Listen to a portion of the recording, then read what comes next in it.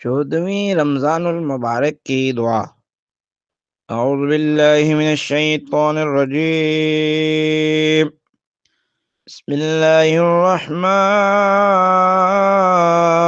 الرحیم۔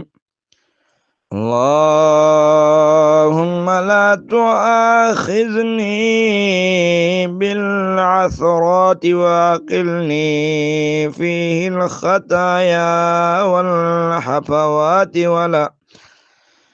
ولا تجعلنی غرضا للبلایا والآفات بعزتک یا عز المسلمین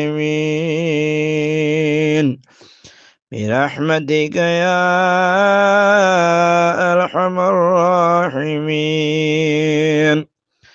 پروردگار، لغزشوں کی وجہ سے میری گرفت نہ فرما، غلطیوں اور بےہودگیوں سے اس ماہ میں مجھے معافی دے، اپنی عزت کا واسطہ مجھ کو مصیبتوں اور آفتوں کا نشانہ نہ بنا دے۔